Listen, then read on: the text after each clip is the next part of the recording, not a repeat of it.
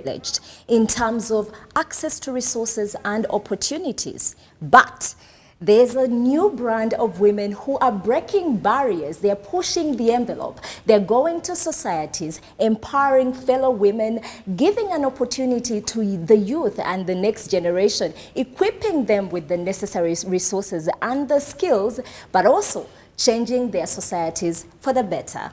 I do have with me the Managing Director of Gahaya Links, Janet Nkubana. Thank you for coming. You're welcome. Thank you for having me. All right. Also, Aisha Abdukadil, who is a Kenyan social entrepreneur. You are training girls to code and actually making a difference. Yes. How old are you? 24, I'm 24 years old. Wow, that's absolutely amazing. And also the country director of DOT Rwanda, Violet Wamutara. You are having a conference at the moment that is empowering young people. Could you tell us about that?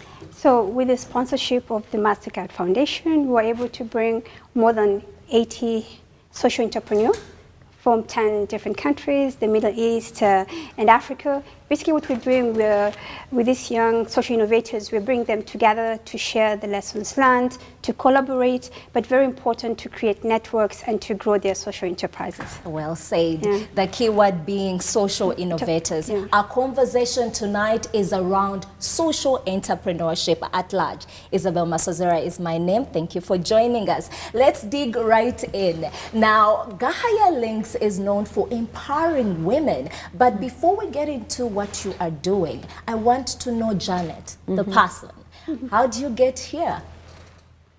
Thank you very much, Isabel. Getting here was a long journey, relevant to so many Rwandans, as you know the history of this country.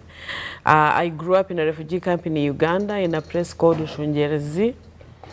And growing up in a camp, as you know, was not an easy life.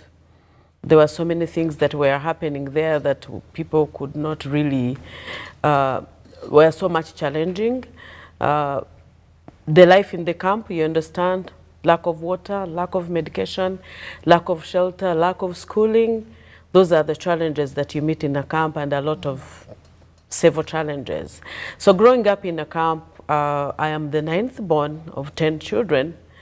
We are born 4 girls and 6 boys, and my father was not different from the rest of the men. The way they thought about girls, grooming them to get married, and of course tending to boys, looking at them as you know, the most important. Yeah, so that we did not, you know, that happened to us also. And having many children, my father was so challenged, even of choosing who is going to school. And being the 9th born, of course, you know, I was the last in the queue. So lots of things happened in between, but I broke the odds in the camp. I persisted, I studied.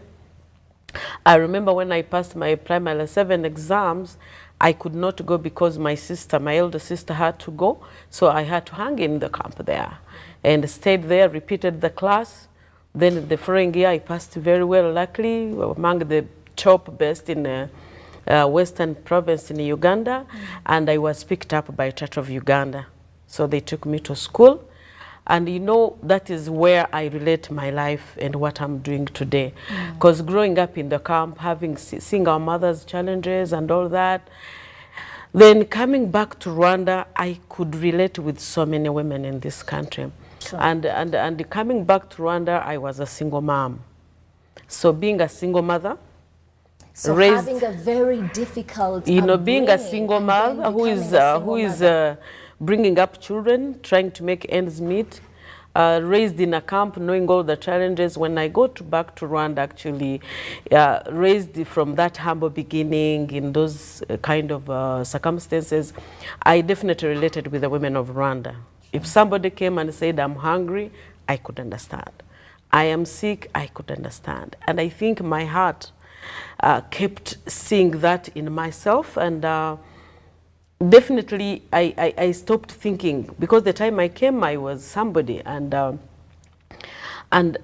when I looked at the women walking around baskets, relating with my mother in the camp making a basket. And I looked at this and I said, maybe this is the most valuable thing this woman has ever owned. If she took all the things she had in the house, she ran away with a basket.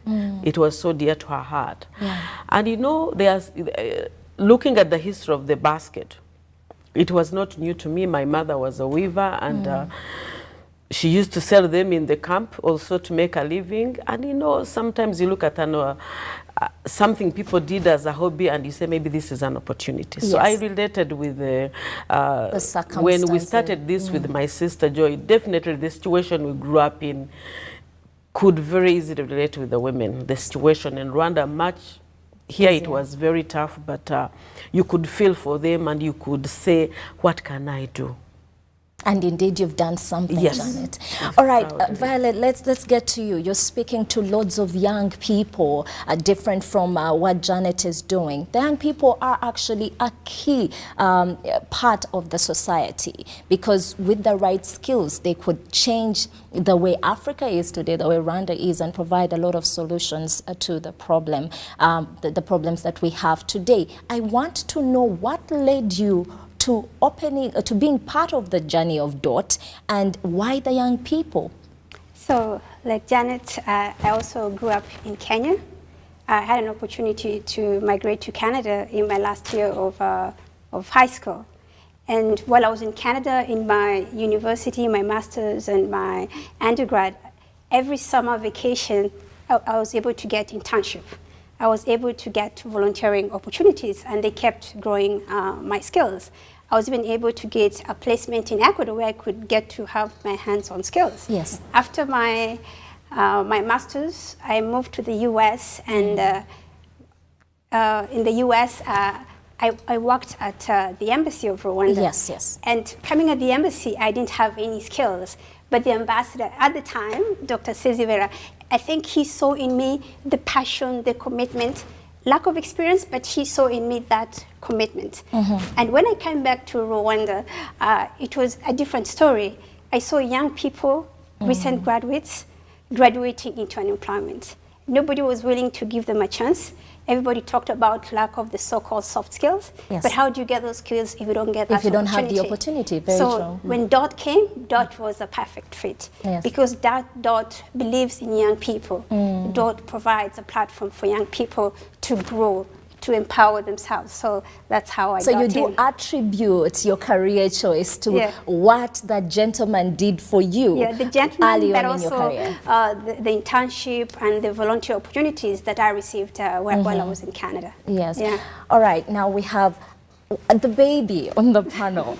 It's incredible what you've been able to achieve at only 24. Now, I want to know when you a little bit more about your company, but when did you start? Also, at what point do you say, I want to do something to change society? Because at this stage, I doubt you have a story that big that would compel you to do that. So I'm very curious. Okay. While I was at the university, I was doing a bachelor's in Information Communication and Technology at the Technical University of Mombasa. While I was at the university, one thing I noticed is that out of 60 students, you'll find that 5 girls are doing ICT. And out of the 5 girls, only 2 are interested in software industry. And software industry is a growing industry. It has a lot of money there. There are a lot of opportunities out there for male and female. So, and apart from that, I also noticed that we had only 2 female lecturers who were teaching ICT. It got me wondering, like, why is it that there are a lot of opportunities in ICT, there are a lot of opportunities in technology, and I don't see my fellow female taking advantage of it.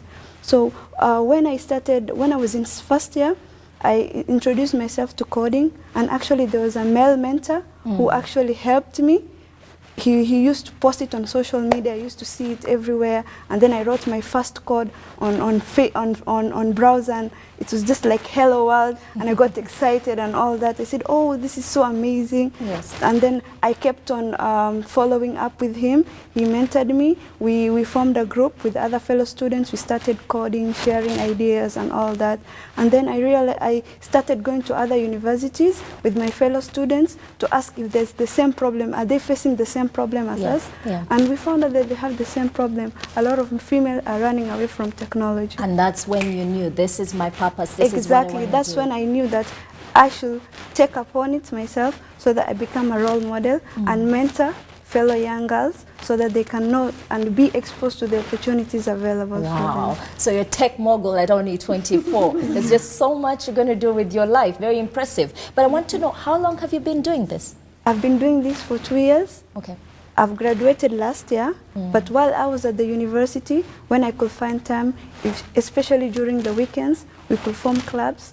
We go at our university, we use our university as the resource center, and they could provide us with something like the projectors that we need. We invite girls, we teach them how to code, we introduce them to the opportunities available in tech. So when you create such a space for women Yes. and for girls where they can interact, share ideas, brainstorm, I believe we're going to have a better society. Indeed, we will. All right, let's just widen the scope. Now, everybody is saying social enterprise, the revolution is here, and women are at the forefront. It is such a fulfilling conversation that is going on, that has been emerging and steaming up since the Great Recession. So this conversation has been ongoing. And Janet, I want to come to you. In a world where aid is no longer in the best interest of some of the Western countries, for various reasons, Right. most of these NGOs are facing trouble securing these the budgets and therefore also the capacity to go into societies and provide solutions to the social needs is obviously down. Do you think that now social entrepreneurship will merge that gap between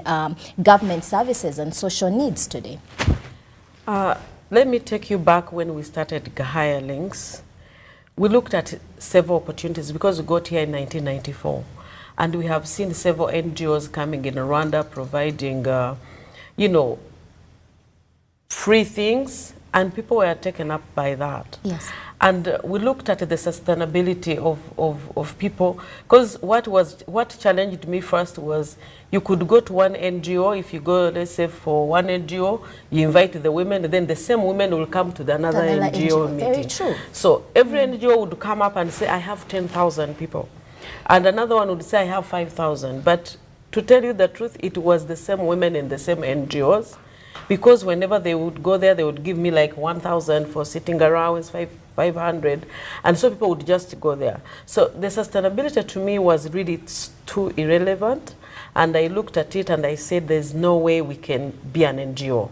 So we debated a little bit and I said, you know what, we need to teach these women how to be business-oriented than aid-oriented. So it was tough, but to move them from free things to being business owners took us a while. But right now, what I can tell you, the same women we started with, picking them from NGOs, are now free business owners. So for me, that is the way. That's a win. That's a win.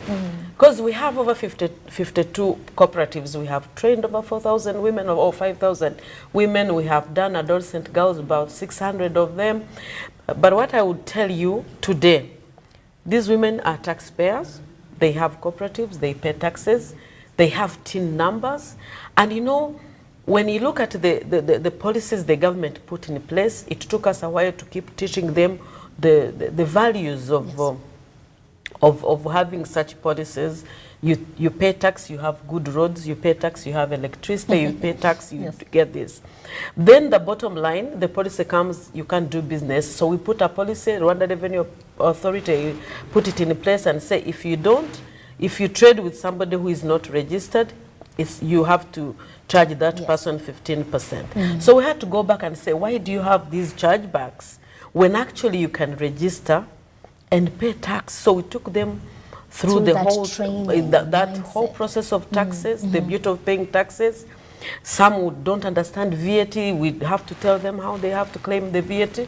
But now these people, when you go around Kigali, they are business owners. Yes. So that is the only, you know, it motivates you every day. When you see somebody who started without knowing even where to go in town, is now a taxpayer. So really for me, I'm for social enterprise, I'm for business, I'm not for 8. Okay, very well answered. And Janet, I see a huge smile on your face. I know you've done a lot of non-profit work. So what is your take on this?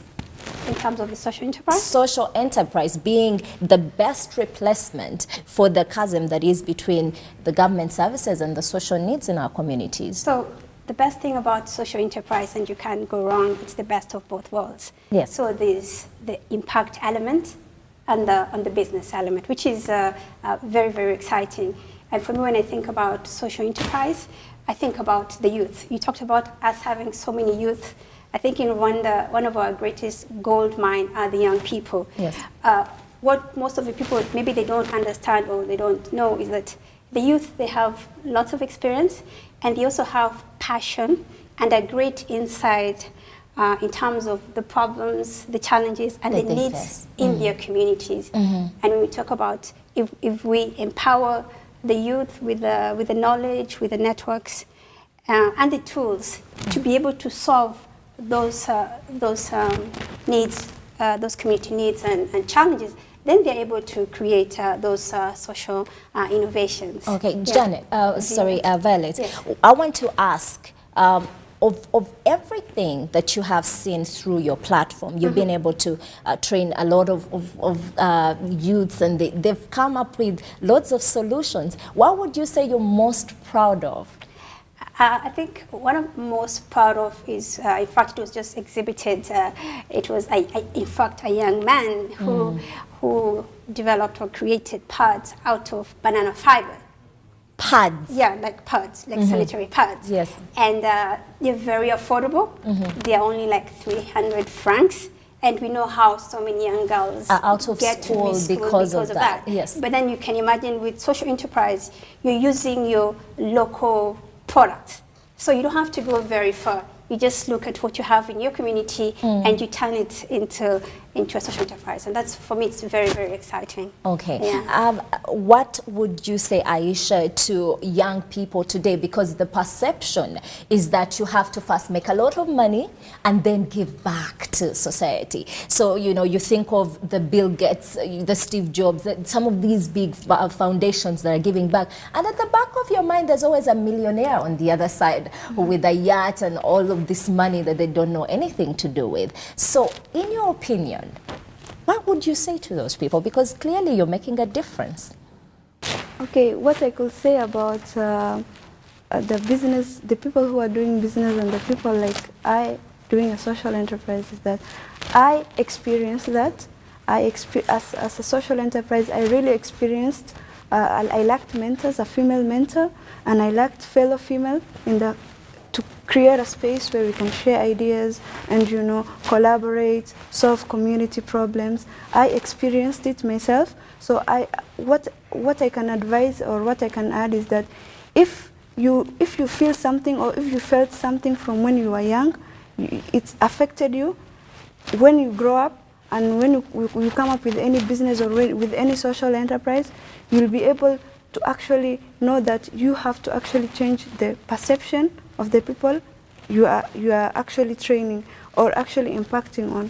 For my community, I come from a community where there are a lot of stereotypes. So if I say that I'm just going to go and make money, not concentrate on them, the future generation will be affected. Very so true. that's why I decided to balance, you know, balancing the ball. That's balance Make between, some money, but also make some change. money and also make an impact. Okay, so does this cost you any money at all? Because to move from place to place to be able to mentor these other girls, there's logistics involved. So how are you able to keep that up? Actually, in our organization, we train girls both in university and high school, and they pay for our services. Okay. Yeah, we have some sponsored programs, and some of them, they have to pay for the services that we offer. We have packages like mobile applications, we have web development, we also teach them digital literacy, so they have to pay for these services. And number two, I'm also a freelance web developer. Yes. And I love coding,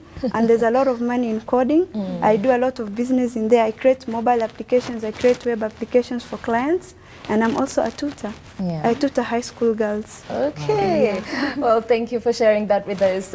Janet, I'm coming back to you now. She talked of stereotypes and perceptions. Now, the perception about making money, of helping people, it's really in the negative.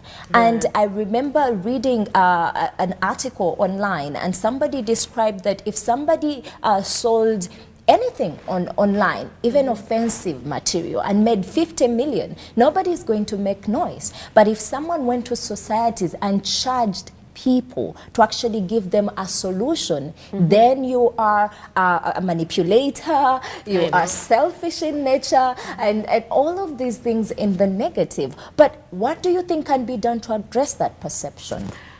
We faced that challenge quite a lot from all walks of life in Rwanda. But I think when you are passion driven and when you know what you are doing, you are actually, your heart is clean and clear, that one keeps driving you. Otherwise, sometimes would have just stopped along the way and maybe ventured into another business. But what is the negativity will always be there in any business, in anything that you pursue.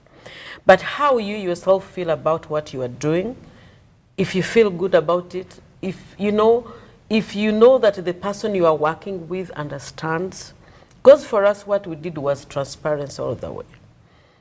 First, we had a challenge of people going on Macy's website and would Google and come with their retail price. Yeah. So we had to take all the time to explain that we are buying from the women, we are selling through an importer, the importer is selling to a retailer. Yeah. So every level we go is maybe times 2.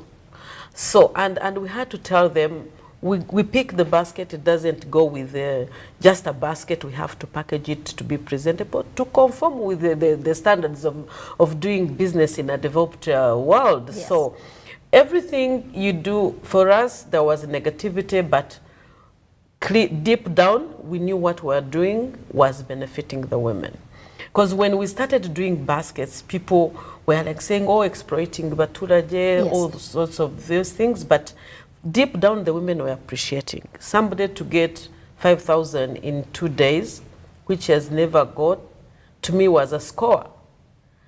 But right now, what I would tell you, if you listen to, if you start in a business, of course, those kind of the negativity is there. will come there. But what I would tell you is that if you know what you are doing it for it's a win-win case. I'm not saying that we did not make money. We were so clear, you sell at this price, we wholesale at this price.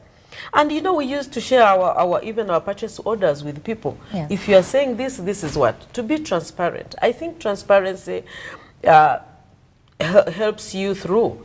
And how you perform, how you see your people changing, how, for me, I never weighed into the negativity. I weighed into the person I was investing in, that I was doing business. So if I met you without shoes, and in 3 months' time you are wearing shoes, so to me, that is positive. I would wear the impact I have made. If I met you when your children are not in school, and now 3 of them are in school, to me, I was looking at it as something that is so relevant to these people we are working with. So measuring impact in the rural community was very easy for us. Even the look on the face would tell you that this woman is happy. Gratifying. Yes. So how you meet people, you see every morning you come in, oh, God bless you, my son went back to school. Oh, I bought this. Oh, I did this.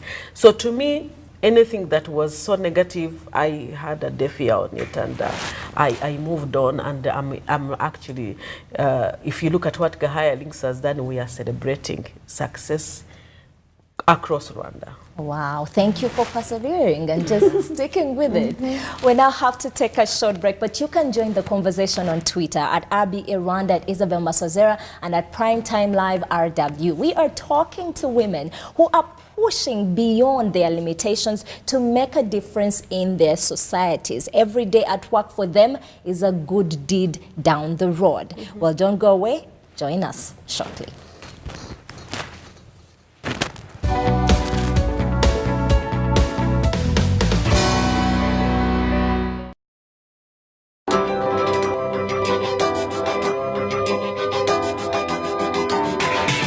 Many people have been asking what we have been up to. Well, we have told the different stories from decision makers, but this time round it will be different. We will be getting head to head with various influencers and get to the heart of the matter. It is not an easy ride, but we'll endeavor to get you there. It will be insightful, informative, and at times we will agree to disagree because we are the bridge to your leaders.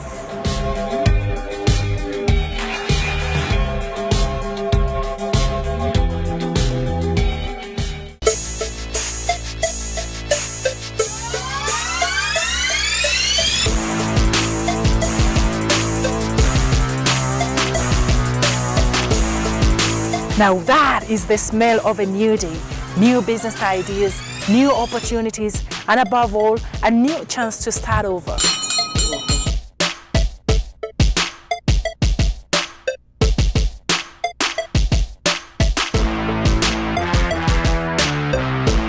Forget about the news.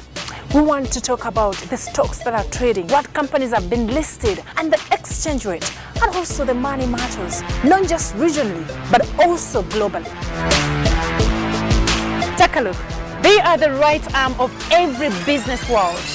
The small-scale businesses, they contribute a lot to our economies, and yet they face new challenges every single day. Now, I come in to stop all that. Listen to them, find a common ground, and come up with a solution. And I also give you an insight into the opportunities in their business world. Join us every Tuesday on Business Digest.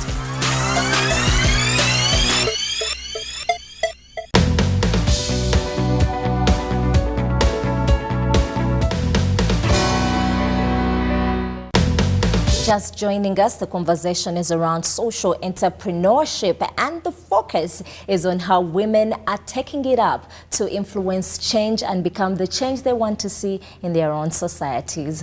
Now, I want to know more about DOT and the young people. There's been ongoing different conferences, and I know that this ends tomorrow. Could you talk to us about the scope of what you're covering during this conference and how it's going to change their lives? So the main goal is to look at the different social innovations that the young people have created.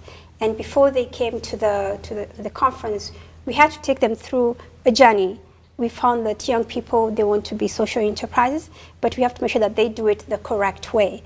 And so what we've done is we've taken them even at the sessions whereby we do ideation, where we help them to empower them in identifying what is it that they're actually trying to solve. And once they fully understand them, then we take them through what we call human-centered design.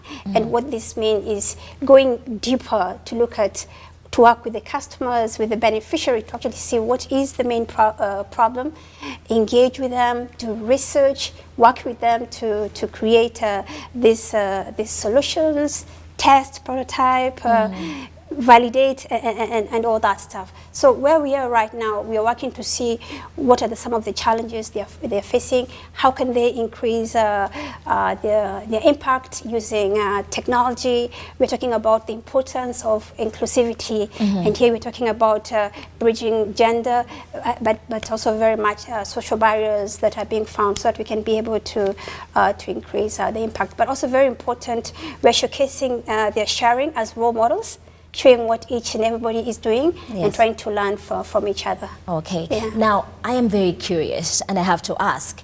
Earlier on, you were working at the Washington, D.C. Kigali Embassy. Yes. You rose so quickly. Yes. You were able to do a lot. And then when you came back to Rwanda, you worked with the Ministry of Foreign Affairs. Yes, I did. Now, you could tell that there was a political journey in there. And, and I know it's every woman's dream, I have to say. Yeah. And yet you take humility as a route and say, you know what, I am going to go down, I'm going to bridge the gap that is there with the education and the entrepreneurship world, and I'm going to teach these children what they will face in the marketplace. I'm very curious, what happened? There's a disconnect there to the common thinking.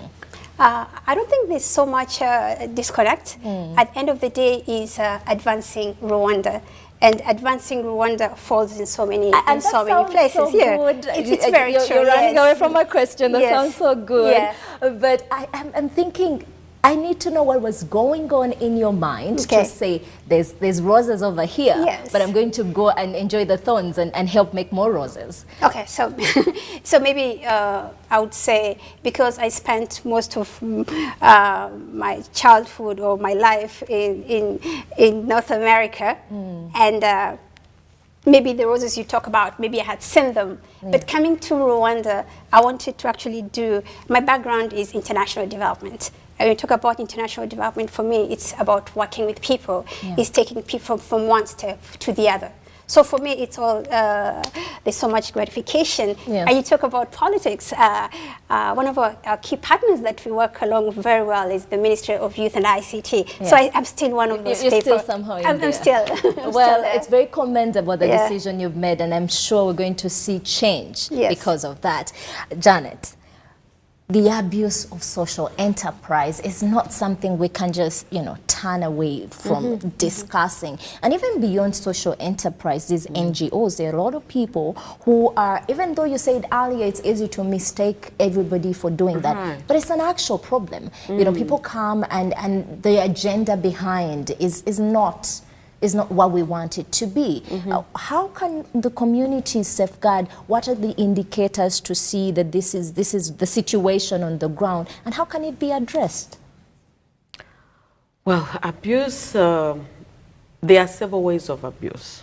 Number one, maybe if you as a business person is not transparent, meaning that there's something that you are hiding for people to know, there is something that is fishy behind that. So that is on the business side. But for us, what we did was transparency and being open to everyone and, explaining in full and having dialogue with people to explain what they don't understand. Because some people hear something and jump on it and make it grow.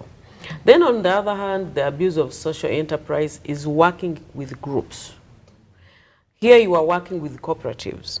There are so many leaders in the cooperatives that have actually abused their members, whereby you pay them, the money goes on the cooperative account, And it never comes back and to then the people.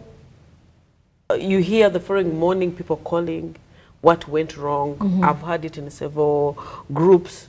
But for us to keep that thing out of, happening, what we would do, before we price the product with women, we sit with the whole group and do the pricing together. So whenever we are releasing a check, you know what you are getting. So we had to interfere into their administration. And then they agree, if you are making 10,000, they agreed on a certain amount they would leave in the pocket of the cooperative, because most of these women, the money they make is what they use in homes. So we went into the nitty-gritty of saying, leave 1,000 in the cooperative, similar to everybody leaves the same amount, let the woman own her money. So for us, that one helped us from abuse. And we left our lines open.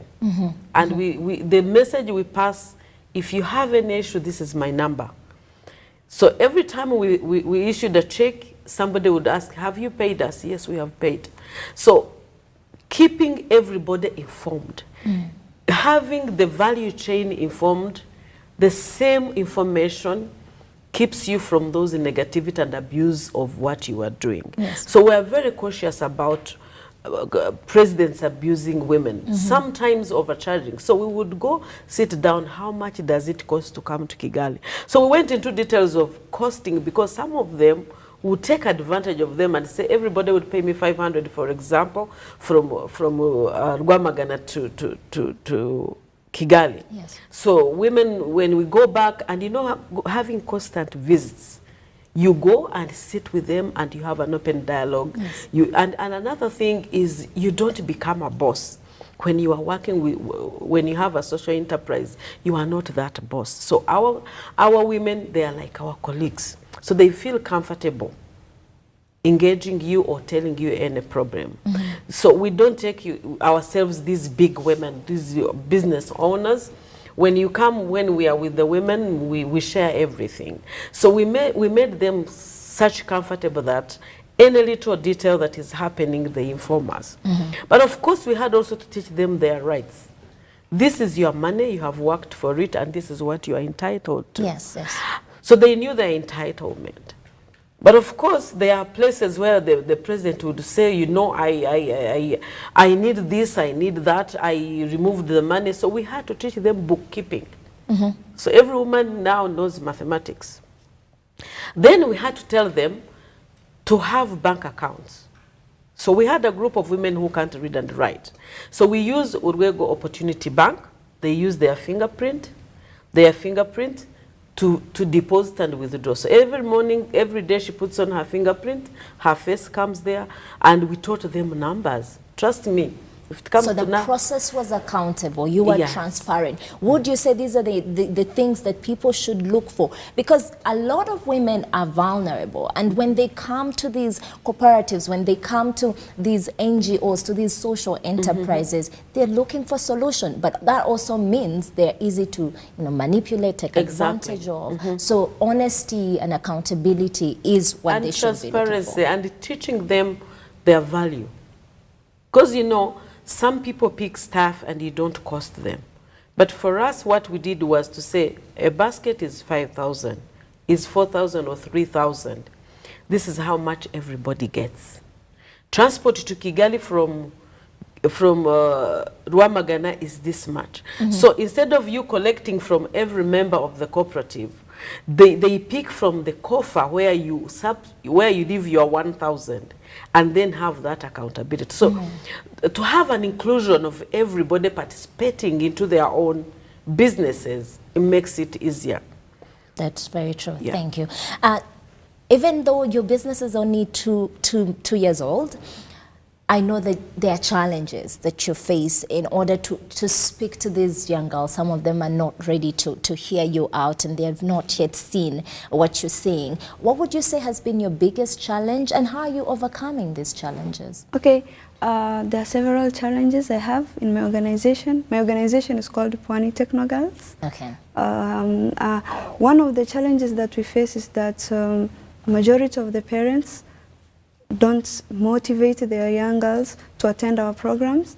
Like research was done by Microsoft that 68% of the girls' career in STEM, that is science, technology, and engineering, are influenced actually by parents. So one of the biggest challenges we faced was creating that environment where the parents themselves feel confident enough and feel like the girls can do much better, because there's some stereotypes, there's some cultural stereotypes and misconceptions that draw back the girls from actually joining and taking advantage of the available opportunities for them. And how do you overcome this? Do you go and talk to the parents? We actually, what we do when we organize programs in their schools, because we usually visit the high schools, we usually visit the high schools when they have club time or when they are after classes. What we do, we organize programs, we teach them simple ways to create mobile applications, and then we have like a open workshop where we can also invite parents to come and see what the girls are doing. Okay. So it's like we have to involve the parents, because they have to realize that the future of these girls actually also lies on them in terms of motivation and inspiring them. So we also include the parents in everything. Yeah. What else has been a challenge apart from getting the parents involved? For example, something I'm very curious about, the willingness of these girls to actually take that first step is something that is quoted everywhere. Is it something that has also been a hindrance, a main hindrance? Actually, in my community, it has not been a hindrance, because when the young girls see I creating mobile applications, I coding, they feel that they're part of me. They feel like they can actually take up the challenge, and they feel like if she's a woman and she can do it, why can I not also code and create actually sustainable product that can help me market and grow as a businesswoman. All right, I'm going to ask you the same question. Working with young people cannot be easy at all. What has been your greatest challenge so far? You would be surprised. It is kind of easy. It is? Yes, it is. Okay. But I guess one of the challenges when you work with young people is they want that instant gratification. Quick results, They want quick results. And it's very important to always remind them that they have to be resilient, they have to wait. But one of the key challenge has been, on the other end, very few people investing in young people. So there's always this need to change this mindset or conception that young people are not ready to be invested in. Young people, they've just left universities, they are not ready to be hired. And right now what we're trying to do is we're trying to showcase what these social entrepreneurs are actually doing. So we do lots of activities whereby we showcase what they're doing, like what we're doing now, but we do different competitions, and we make sure that we invite the financial service provider, we invite different officials, different partners, so that we can show them what the young people can actually do. Yeah. And once they see that, yes, these young people are actually capable, then we try to change their mindset. And also, we need more people investing in young people, not just us. We need, Well, they're listening to you right now. Yeah. So I hope that the message is clear. I have a different way of the youth. Yeah. We've had a program. We worked with the WDA and the World Bank, where we dealt with, the young girls who dropped out of school from the 6th grade, those who could not continue into school. Most of them were looking at coming to the city to get the jobs there, and they will end up in people's homes doing the cleaning. Others went into the tea plantations to pick tea. So when we went there to teach them skills, it was a little bit of a challenge because most of them wanted quick results. Yeah. But then those who persisted on today are employing those who dropped out along the journey. So I think we need to, it's something we need to keep,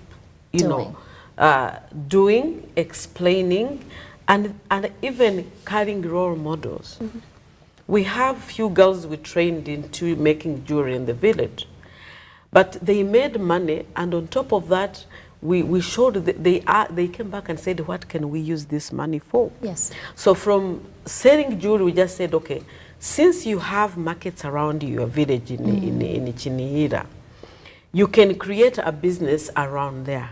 You can sell now kitenges to your moms in the market. You can sell, shoes. You can sell anything that is consumable in your village rather than shifting from Kinhila coming to sell stuff in Kigali. But today, when you go back and see, they have opened up their shop at the main road. They are selling, and they go to each and every market.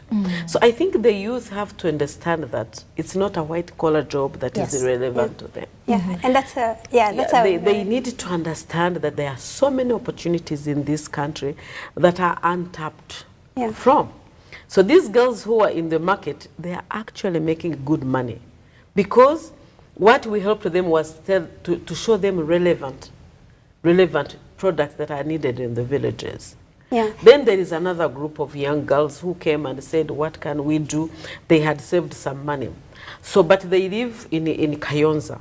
Those ones, we did not teach them how to, there are some things you do as a mother or as a person with a passion, and we taught them, you say, for you, learn how to make mandazi, you make sumbusa, you learn how to make African tea, then this one will cook mandazi, chapati, sumbusa, and they are in the market Question selling. is that, what's the strategy? Is it passion, or is That is passion.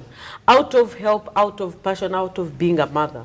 Yeah. But out of saying that this person has come to me with trust, knowing that I can maybe have a solution. But what matters now is people to know, to do baselines around their areas and know what is needed, and youth can do a lot. Yeah, I think, and I'm very excited about her point, because usually what we do, we go where the youth are. So we go to their communities and we empower them to look at what are some of the solutions, the challenges needed in those, the challenges and the needs for those. And we do believe that those young people who live in those communities, they're the best placed people to come up with the solutions. And that sounds good. Yeah. But I am thinking about 5 years ago, myself, in my community. And I've gone to school, I have some skills. And you are asking me, like a good friend of mine who's a social entrepreneur in your country is actually now having milk ATMs in barracks so that, you know, the wives of soldiers can afford cheaper milk and things like that. Some of these jobs actually involve getting your hands dirty. The youth, they run away from that like it's a cancer. So how have you been able to actually convince them to go back and solve problems home?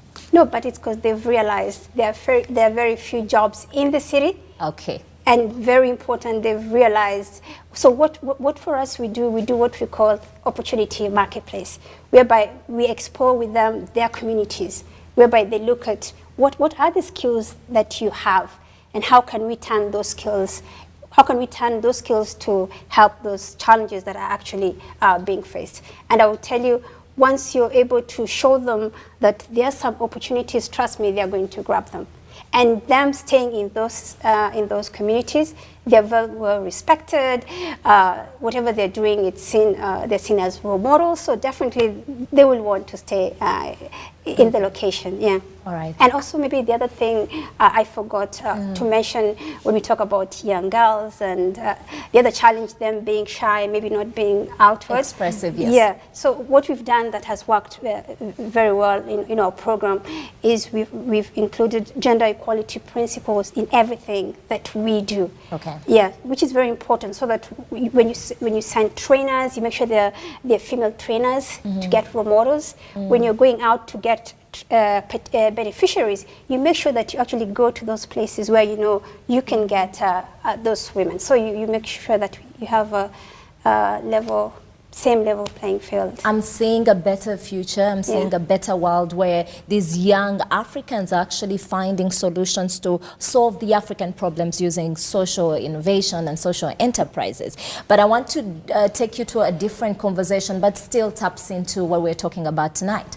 The issue of women helping other women.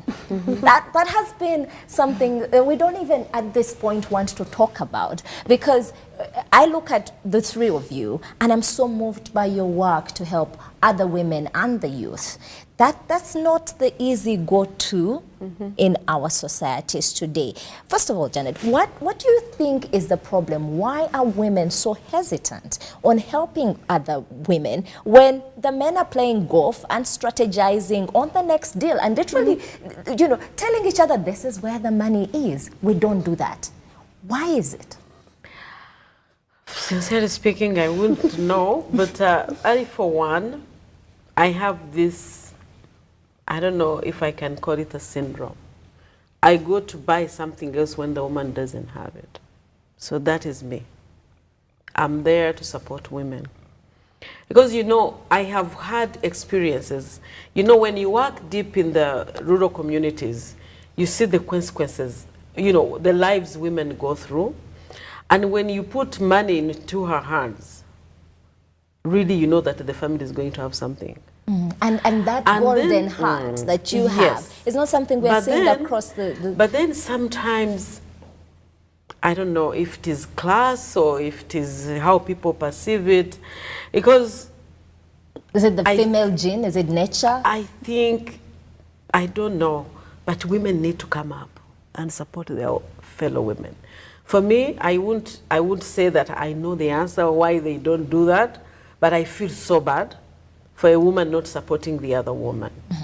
If you look at our First Lady, what she has done, she's the first role model of this country. Absolutely. If you look at His Excellency, the President, he has put us at the forefront. Very true. So if we don't support our fellow women, we are now but then, letting Janet, them down. This is something that we can all agree on. If we are letting him down. Exactly. 64%. He has worked all his way up to show us that he is supporting us. So if we don't do that, ladies, let me tell you, we are letting down somebody who gave us value. Absolutely. So, and I want to bring Violet in here, because here's the thing: we have 64% in Parliament, courtesy of a generous president who actually believes in women. We have his wife who's opened up this foundation that is helping us, and all of that is very good. So we have all the necessary tools here. But if we chose that 64% to reciprocate, we would not have any woman challenged in this country. So why are other women, what is the problem? I want to get your take on that. I don't think it's so much women per se.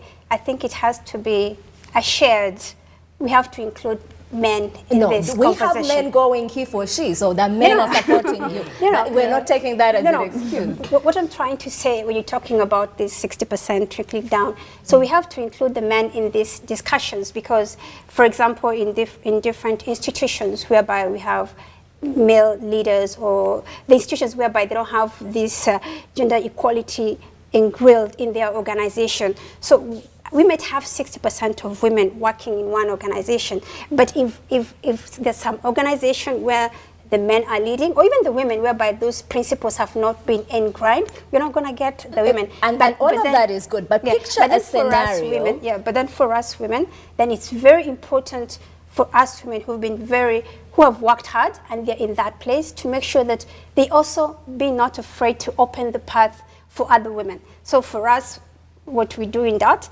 we walk the talk. It's like, okay, I'm going to make sure I hire women. And I'm going to interrupt you on that, because I want to use that as a case study. If we had Violet and Janet empowered, and this is part of the 64%, and each and every single one of that 64% went back home, created a social enterprise, or is doing what you're doing, do you see where I'm going with this?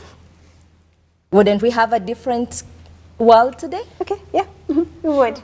No, but there's still a lot of work in terms of educating the community to actually have, what do you call it, to have this perception that we are all the same, and it has to be ingrained from the very beginning. Have all these role models to open up. So is it society that we need to educate, Janet, or is it the women? I think when you look at what the government of Rwanda has done, you have seen how these women who were hawking all over the street, the initiatives that have been put in place, finances in place. They have went building kiosks all around Kigali. You have seen that.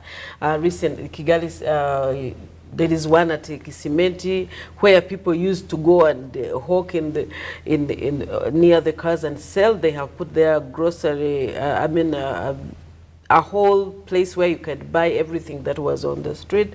I think based on what they have put in place, we can build from there. We can build from there. We can encourage one another. We can do better. And I need your message to the women that are actually watching. You can see now there is this campaign made in Rwanda. Let us stop wearing made in China.